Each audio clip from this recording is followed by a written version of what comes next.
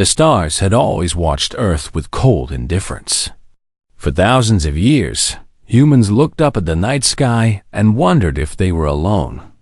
They built telescopes and sent radio signals into the void, hoping for an answer. What they did not know was that the answer had been watching them for a very long time. The Galactic Assembly was an empire of stars. 300 species lived under its rule, spread across 10,000 worlds. They had laws and hierarchies, and a simple belief that guided everything they did. The strong ruled the weak.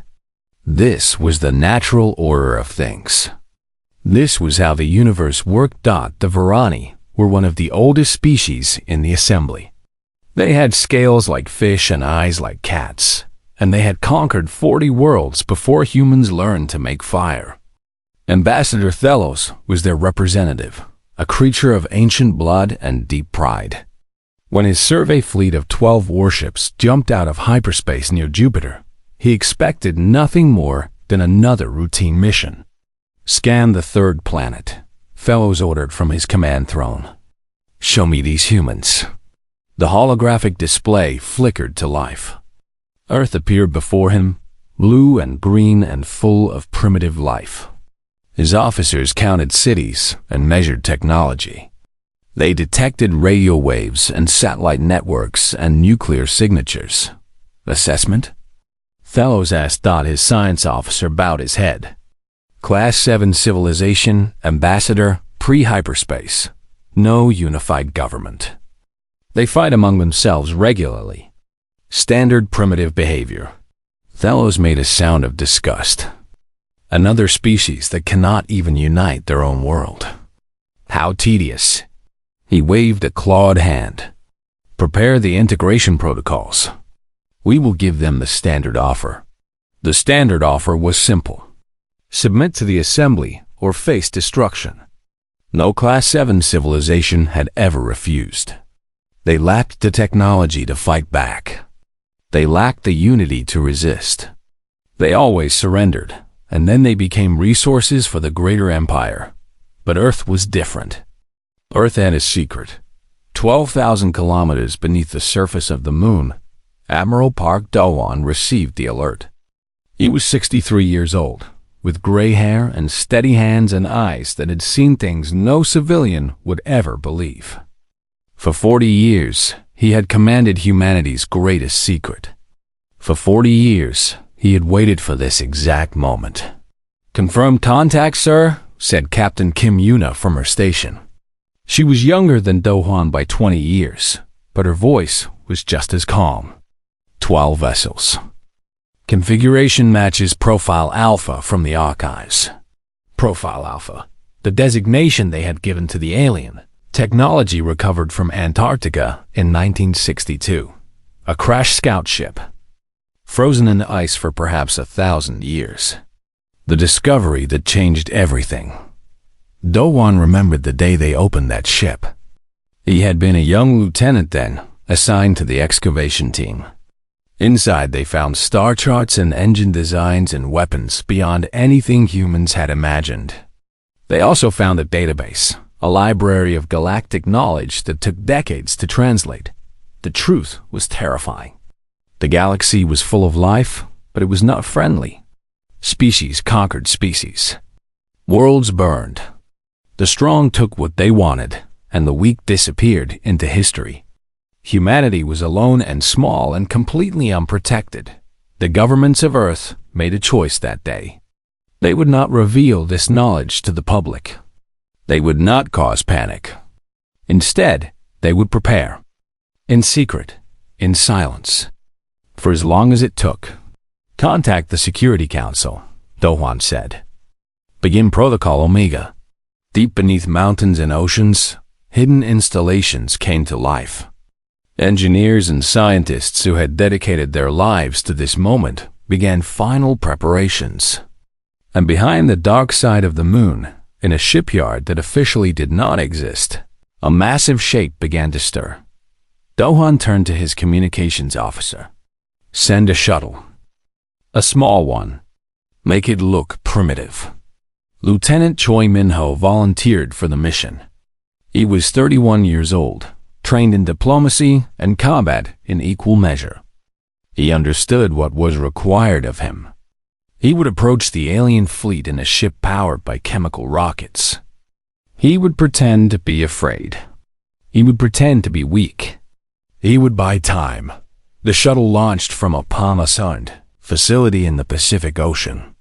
It climbed through the atmosphere on columns of fire, deliberately slow and clumsy.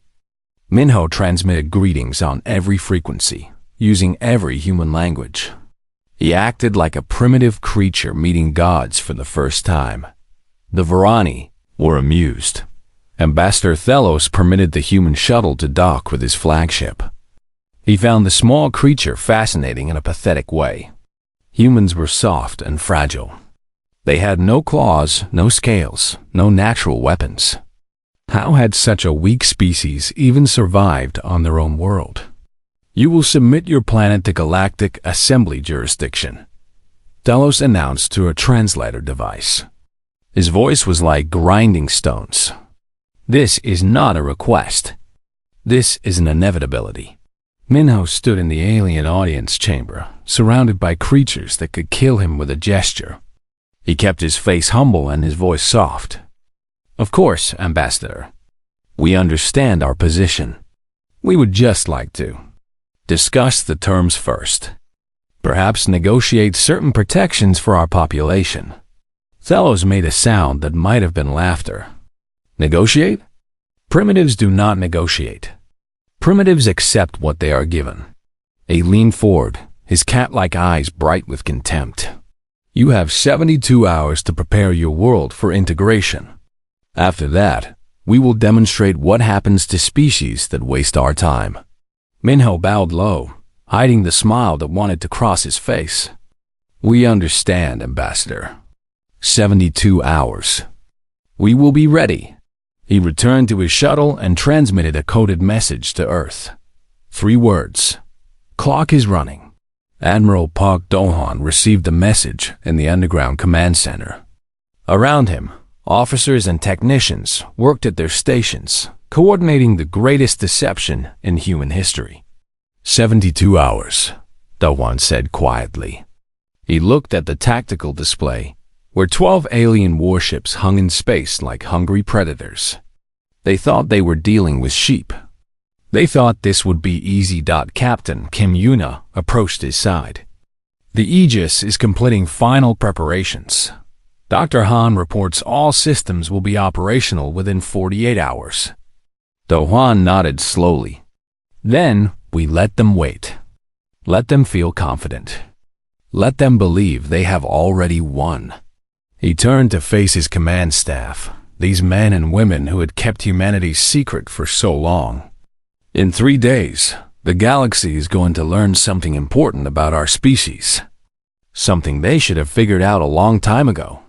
He looked back at the display, at the alien ships and the blue marble of Earth behind them.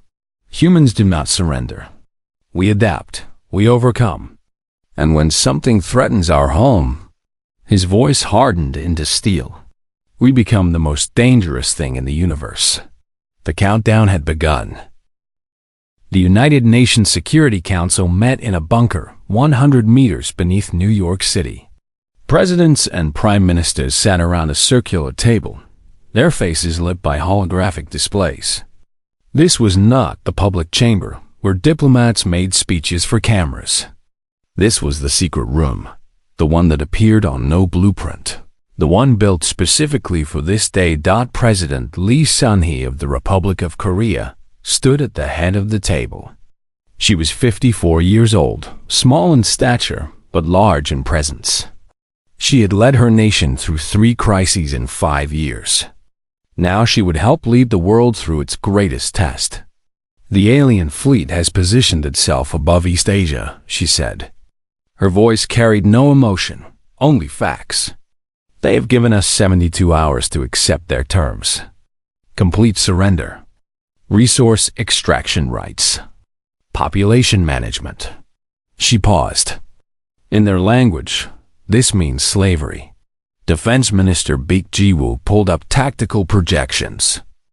Their 12 ships carry enough firepower to devastate any nation on Earth. Our conventional military cannot touch them. Missiles, aircraft, even nuclear weapons would be useless against their shields.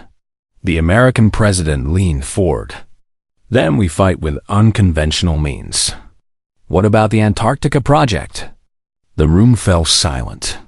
The Antarctica project, the greatest secret in human history. Even among these powerful leaders, only a handful knew its true scope. Admiral Park Do-won appeared on the main display, his image transmitted from the Lunar Command Center. "The project is ready," he said simply. "After 60 years of preparation, humanity has an answer to alien aggression." "Show them," President Lee ordered. The holographic display changed. The image of Earth shrank and pulled back, revealing the moon in the distance. Then the view continued past the moon's visible face, around to the dark side that always faced away from Earth. The leaders gasped. Dot hidden in a crater 300 kilometers wide. A shipyard stretched across the lunar surface. And at its center, surrounded by construction platforms and support vessels, sat something impossible. A ship, a warship. A mountain of metal and weapons that dwarfed anything humanity had ever built. "We call it the Aegis," Do-won explained. Titan-class warship. 4 kilometers long. Powered by a fusion core based on recovered alien technology, but improved far beyond the original design. Armed with plasma batteries, kinetic cannons, and missile systems that can track targets across stellar distances. The British Prime Minister found his voice first. How? How is this possible? The resources alone would have bankrupted every nation on Earth. International cooperation, President Lee answered. For 60 years, certain elements of every major government have contributed to this project. Secret budgets. Hidden facilities. Thousands of scientists and engineers who will never receive public recognition for their work. All working toward a single goal. Survival, Do-won added. The alien database we recovered was very clear. The galaxy is not a peaceful place. Species that cannot defend themselves are conquered or destroyed. We chose a third option. Deep beneath the Korean peninsula, Dr. Han Soo-jin ran final diagnostics on the Aegis' systems. She had been part of this project for 30 years, since her days as a graduate student with impossible dreams. Now those dreams floated in lunar orbit, ready to change history. Power core stable, she reported to her team. Weapon systems online. Shield generators at full capacity. She allowed herself a rare smile. She's ready. Her assistant, a young engineer named Yoon Mi-rae, stared at the data streams with wide eyes. I still cannot believe it works. We took alien technology and made it better. How is that possible? Soo-jin considered the question. Humans are very good at one thing, taking ideas and pushing them further than anyone expects. The aliens who built that crash ship never imagined plasma weapons at this scale. They never conceived of shield harmonics this efficient. They had 10,000 years of technological development, but they stopped innovating centuries ago. She tapped her temple. We had 60 years and a burning need to survive.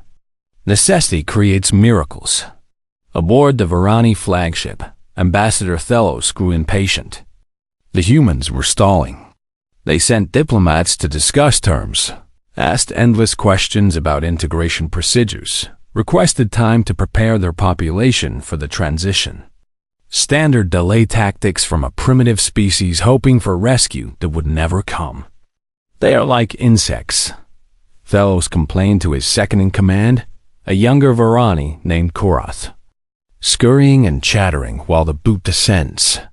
Perhaps we should demonstrate our power early, Korath suggested. Destroy one of their minor cities. It would encourage faster compliance. Thelos considered this. It was against standard protocol. The assembly preferred willing submission to costly destruction. But these humans were particularly annoying. Choose a target. Something small. We will give them a preview of consequences. Lieutenant Choi Minho maintained his role aboard the alien ship. He smiled and bowed and asked humble questions, while his hidden communicator transmitted everything back to Earth. When he heard the aliens discussing target selection, his heart froze. He excused himself to use human sanitation facilities, a request the aliens found disgusting but permitted, and sent an urgent message. Admiral Do-won received it immediately. They're planning a demonstration strike. Accelerate the timeline. On the moon, Dr. Han Soo-jin pushed her teams harder. Final checks became rush checks. Safety margins were compressed. They could not afford to wait the full 48 hours.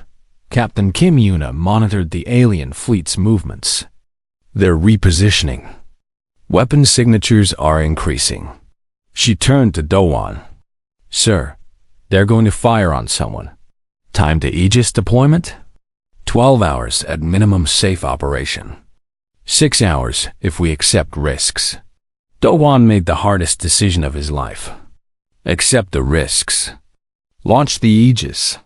On the lunar surface, massive clamps released their hold on the Titan-class warship. Engines that had never been tested at full power came to life, pushing against gravity that barely existed. The Aegis rose from its crater like an ancient god waking from slumber. Dr. Han Soo-jin watched from the control center, her hands trembling. 30 years of work. Thousands of lives dedicated to this moment. If something went wrong now, if some system failed or some calculation proved incorrect, humanity would face the alien fleet with nothing but hope and prayers. The Aegis cleared the lunar surface and oriented toward Earth. Its running lights activated. A string of bright points along its 4-kilometer hull. Inside, a skeleton crew of 300 volunteers operated systems designed for thousands. They were the best humanity had. They would have to be enough. Admiral Park Do-hwan watched the Aegis appear on his tactical display. His ship, his secret. Humanity's last hope. Signal the fleet, he ordered. Prepare for departure to Earth orbit. And open a channel to our guest aboard the alien flagship. Minho's communicator buzzed. He listened to the brief message and felt a smile spread across his face. The waiting was over. The deception was ending. He returned to the alien audience chamber where Ambassador Thelos was finalizing targeting coordinates for a city called Brisbane. Ambassador, Minho said, his voice no longer humble. I have a message from Earth. Thelos looked at the human with annoyance. What message could primitives possibly send that would interest me? Minho's smile widened. Look behind your moon. The ambassador stared at him for a long moment, then ordered his sensors recalibrated. When the display updated, showing the massive shape emerging from lunar shadow, the color drained from his scaled face. What? What is that? That, Minho replied, is what happens when you threaten our home. The Aegis emerged from the darkness like a nightmare given form. 4 kilometers of black metal and sharp angles, covered in weapon systems that bristled like thorns on a deadly plant. Its engines burned with blue fire, pushing it toward Earth at speeds no human vessel had ever achieved. On the Varani flagship, chaos erupted.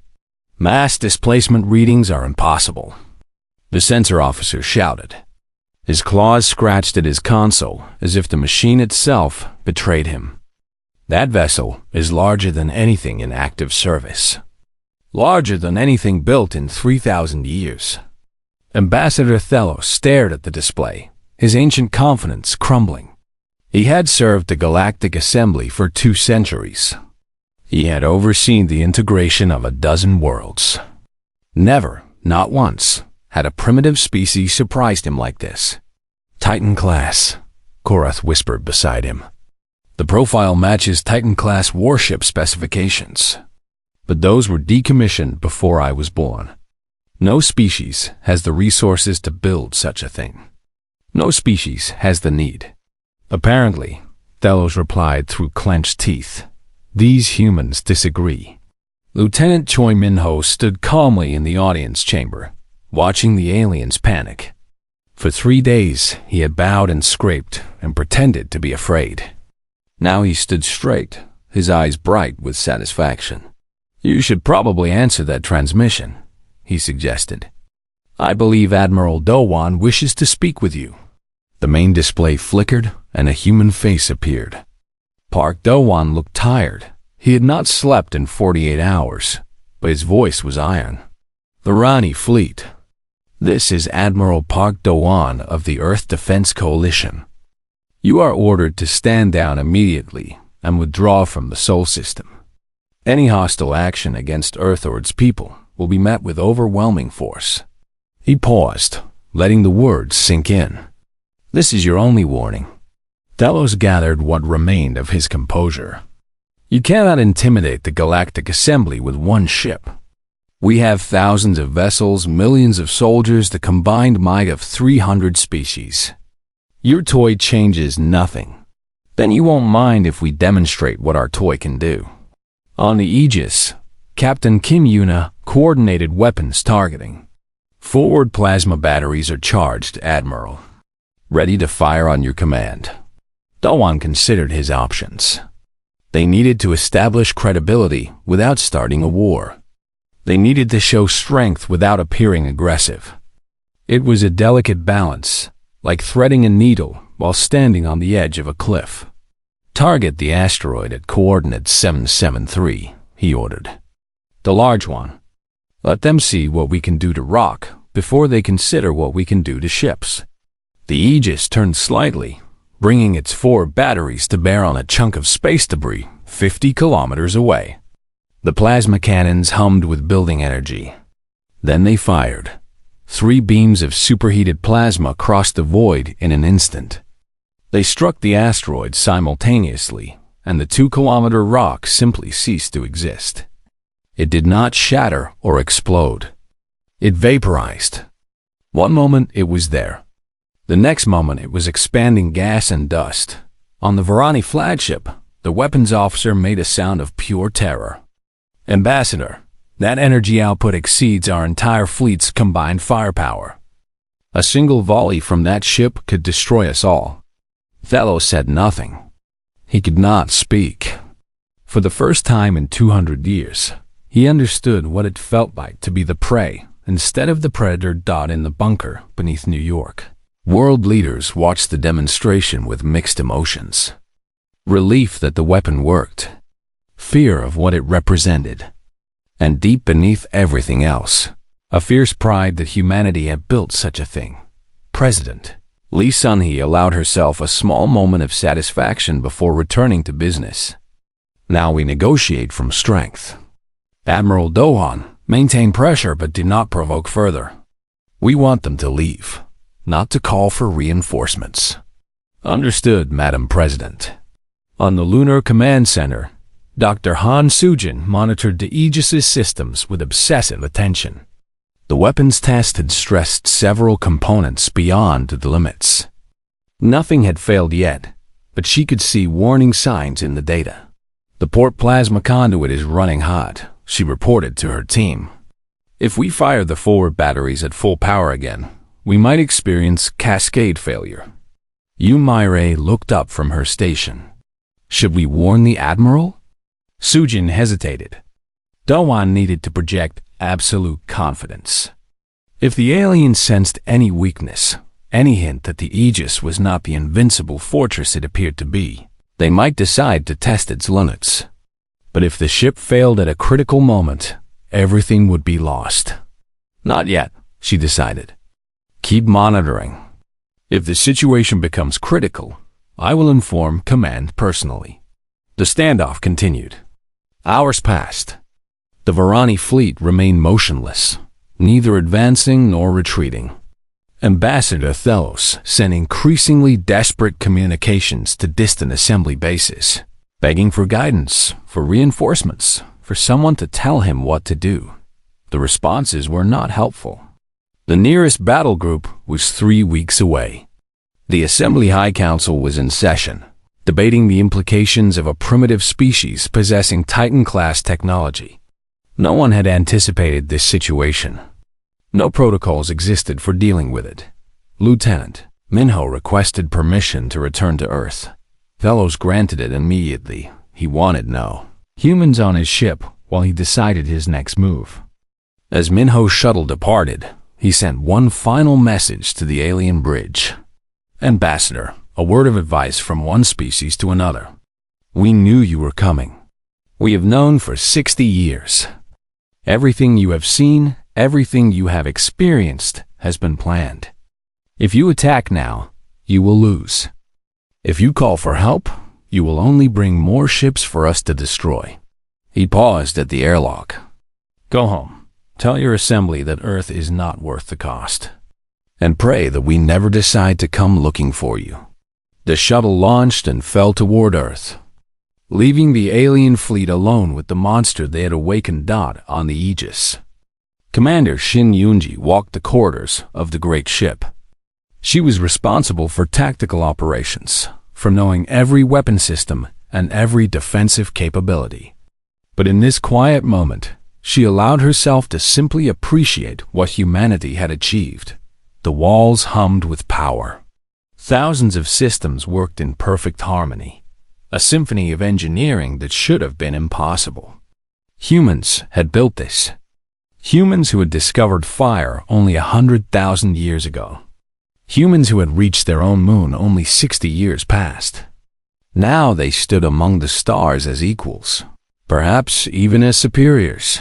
She reached the observation deck and looked out at the Varani fleet. 12 ships that had seemed so threatening 3 days ago. Now they looked small, fragile, afraid. How does it feel? Asked a voice behind her. She turned to find Admiral Dowan standing in the doorway. He looked exhausted but satisfied, like a man who had finished a marathon. How does what feel, sir? To be on the winning side of first contact. Yunji considered the question. Strange, she admitted.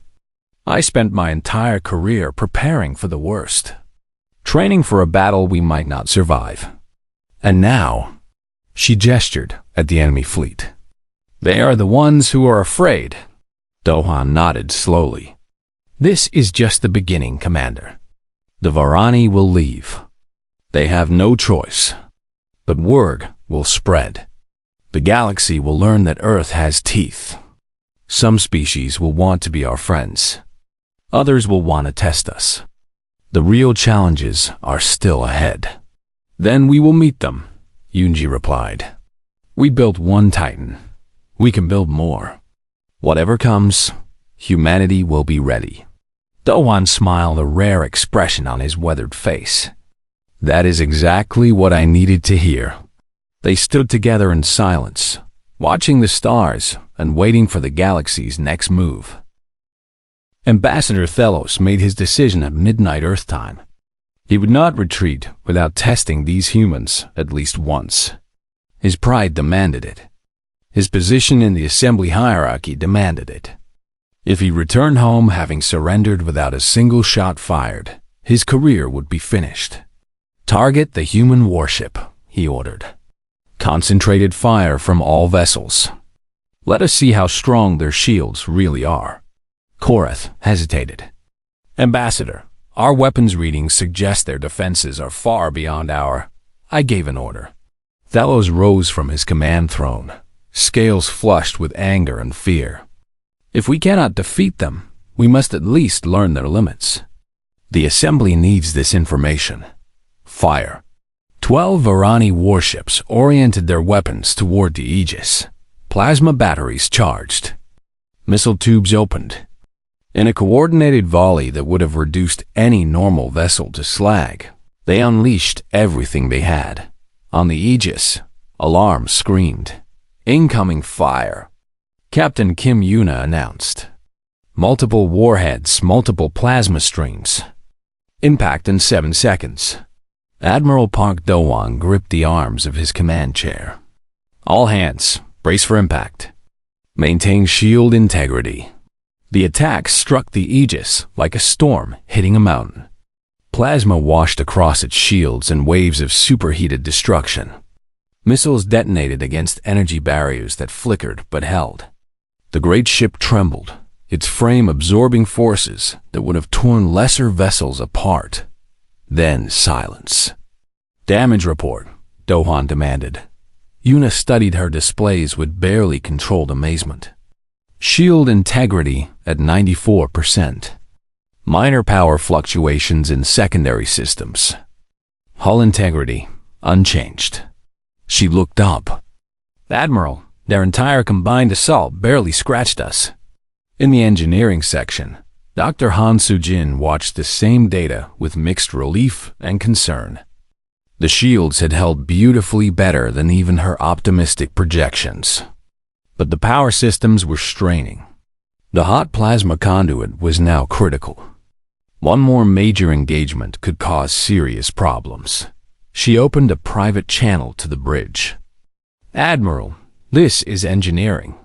We survived the attack, but I need you to know that our offensive capabilities are compromised. We can fire defensive weapons indefinitely, but another full power burst from the main batteries risks cascade failure." Dohan absorbed this information without expression. He could not let the aliens know. He could not let his own crew know, beyond those who needed to. They had to project invincibility for just a little longer. "Understood, Doctor. Continue monitoring." He stood from his chair and addressed the communications officer. "Open a channel to the Varani fleet. All frequencies." Ambassador Thelos watched his tactical display with growing horror. His fleet had emptied their weapons reserves against the human vessel, and it sat unchanged in space, as indifferent to their attack as a whale to swimming fish. When the human admiral's face appeared on his screen, Thelos felt something he had not experienced in centuries: genuine fear. "Ambassador," Dohan said calmly, "I will assume that assault was a miscommunication, a nervous gunner perhaps, an equipment malfunction. Because if it was a deliberate attack, I would be forced to respond in kind. And I suspect you now understand what that response would look like." Thelos could not speak. His throat had closed with terror. "You will withdraw your fleet from this system immediately. You will return to assembly space and deliver a message to your leaders. Earth is not available for integration. Earth is not open for negotiation. Earth is protected. Any future aggression will be met with force that makes this encounter look like a friendly greeting." Still Thelos said nothing. Dohan leaned forward slightly. "Ambassador, I need a response, now." The ancient Varani found his voice at last. We will withdraw. A wise choice. You have 6 hours to clear the system. Do not test our patience further." The channel closed. Thelos collapsed into his command throne, suddenly feeling every one of his 240 years. "Begin retreat sequence," he ordered weakly. "All vessels maximum speed to the jump point." Korath stepped forward. "Ambassador, the Assembly will want to know. The Assembly can review our sensor logs. They can see what I saw. They can understand what I understand." Thelos looked at his second-in-command with hollow eyes. "We came here expecting to find primitives.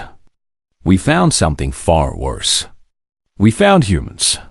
The 12 Varani warships turned away from Earth and accelerated toward the system's edge.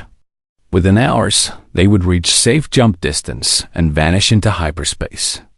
Within days, their reports would reach the Assembly High Council. Within weeks, the entire galaxy would know what had happened at Soldat on Earth. People celebrated without knowing why. The governments had not revealed the alien presence. Panic had been avoided throughout the crisis. But somehow, in the way that humans always sensed important moments, people gathered in streets and parks to look up at the stars. They felt something had changed. They felt something had been won. President Lee Sun-hee addressed the Security Council via secure hologram. "The immediate threat has passed. The Varani are retreating. But this is only the beginning of a much longer story. Strategic advisor Oh Tae-young pulled up analytical projections. Based on intercepted communications, the Varani will reach assembly space in approximately 3 weeks. Their reports will trigger emergency sessions at the highest levels of galactic government. We estimate 4 to 6 weeks before the assembly responds to our existence in an official capacity. And what form will that response take? Asked the American president. Unknown. The assembly is not a unified body. Different species will react differently to news of a Titan-class warship in primitive hands. Some will counsel caution. Others will demand our destruction. The debate could last months or years before any action is taken. President Lee nodded thoughtfully. Then, we use that time to strengthen our position. Admiral Do-hwan, what is the status of the secondary construction projects?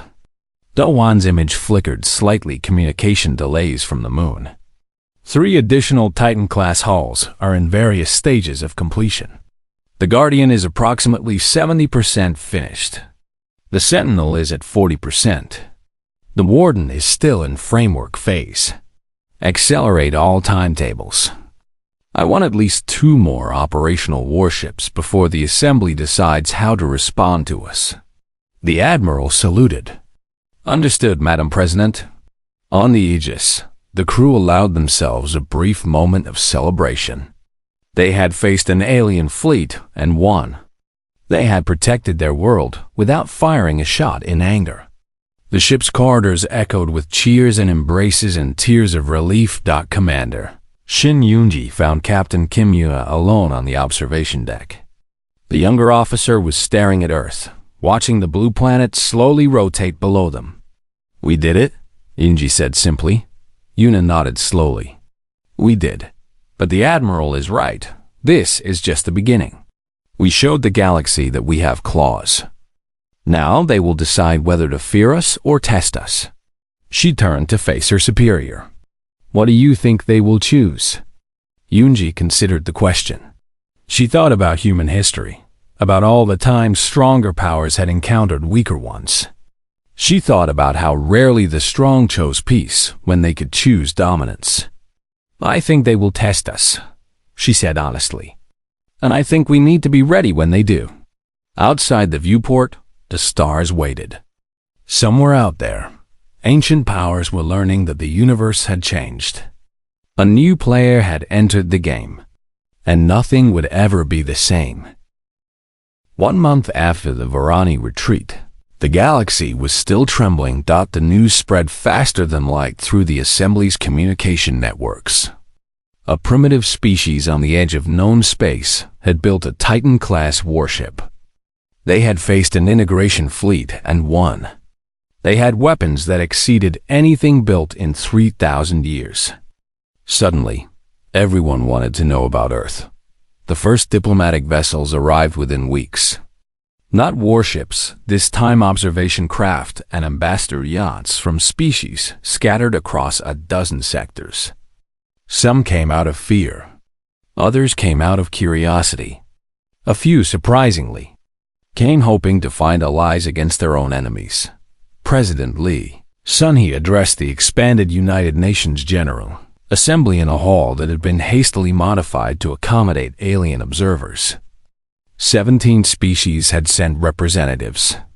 They sat in specially designed chairs along the upper galleries, their translators working constantly to convert her words into their various languages. For 60 years, we prepared in silence, she said, her voice carrying to every corner of the chamber. We discovered that we were not alone in the universe, and we learned that the universe was not friendly. Other species might have given up. Other species might have accepted their fate as prey in a galaxy of predators. We chose differently. She paused, looking up at the alien observers. Some watched with hostility, others with respect. A few with expressions her human brain could not read. We are not conquerors, she continued. We do not seek to dominate others or expand our territory by force, but we will never be victims. We will never submit to those who believe that strength gives them the right to rule the weak. Earth is our home. Soul is our system. And we will defend both with everything we have. The alien observers murmured among themselves. This was not the speech of a primitive species. This was the declaration of a new power. Admiral Park Do-won watched the address from the Lunar Command Center. He had been offered a position in the new Earth Defense Coalition, but he had declined. His war was over. Younger officers would carry the torch now. "You should be down there," said Dr. Han Sujin, standing beside him. "You built this. You protected them. You deserve recognition." Do-won shook his head slowly. "I did my part. Now it is time for others to do theirs." He looked at her with something like fatherly pride. "Speaking of which, I heard about your Nobel Prize. Theoretical contributions to field mechanics. A creative cover story." Sujin laughed softly. "I cannot exactly tell the world that I engineered a faster-than-light drive based on alien technology. The recognition is nice, but I would rather be building the next generation of ships. The Guardian is almost complete, I hear. 80% operational. We learned a lot from the Aegis's performance during the crisis. The Guardian will be more efficient, more reliable, more powerful. And she won't have the plasma conduit problems that almost gave me a heart attack." They shared a moment of silent understanding. So close. They had come so close to failure. If the Varani had pressed their attack, if they had discovered the Aegis's hidden weakness, everything would have been different. But they had not discovered it. And now humanity had time to build more ships to strengthen their defenses. To prepare for whatever came next. Captain Kim Yuna now, Rear Admiral Kim. Yuna stood on the bridge of the Guardian as construction crews completed the final installations. She had been promoted after the crisis, given command of humanity's second Titan-class warship. The responsibility was enormous, but she was ready. Her executive officer, Lieutenant Commander Wang Jisu, approached with a tablet full of status reports. Shield generators are online. Weapon systems are calibrated. Crew quarters are 90% habitable. She hesitated. "Admiral, there's something else." A communication from the assembly. Yuna frowned. "What kind of communication?" "An invitation. The Assembly High Council has requested a human delegation attend their next session. They want to discuss integration." "Integration?"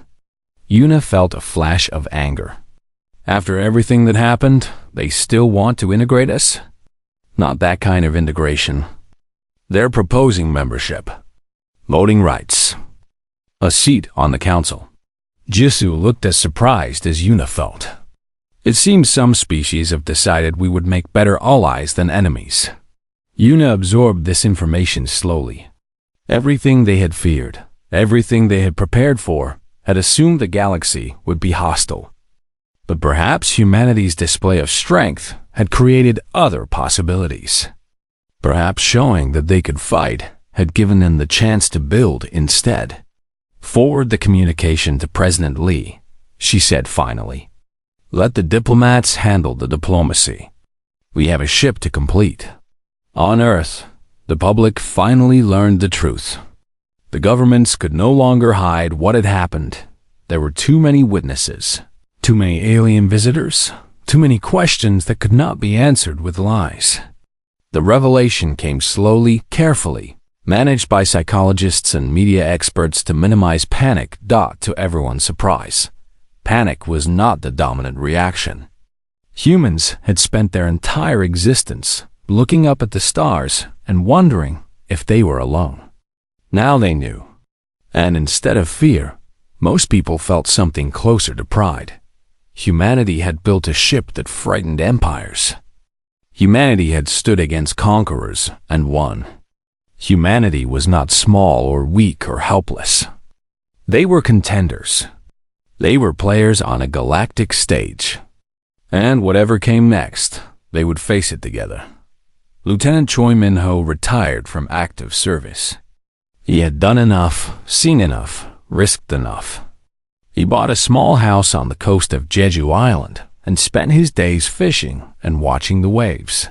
Sometimes, late at night, he would walk to the beach and look up at the stars. He remembered standing in that alien audience chamber, surrounded by creatures that had planned to enslave his world. He remembered their arrogance, their certainty, their complete conviction that humans were nothing but primitives, waiting to be conquered.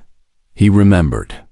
The moment that certainty shattered, the galaxy was vast, and old and full of dangers that humanity had only begun to understand. There would be challenges ahead, conflicts and crises that would test everything they had built. But Minho was not afraid. He had seen what his species could do when their backs were against the wall. He had watched them turn 60 years of desperate preparation into a single moment of triumph. He had stood among the stars as an equal, not a supplicant.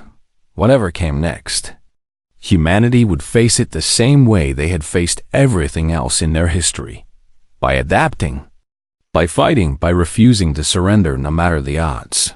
Above his head, invisible in the daylight but always present, the Aegis and the Guardian kept their silent watch. 2 ships now, 3 more coming, and behind them, a species that had learned the most important lesson the universe could teach in a galaxy of predators.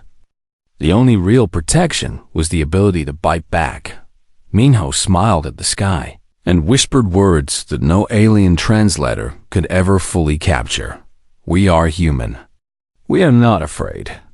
And we are just getting started. The waves crashed against the shore. The stars waited above. And somewhere in the darkness between worlds, the Galactic Assembly was learning to fear a small blue planet that had refused to kneel. The first contact had changed everything. But the real story was only beginning.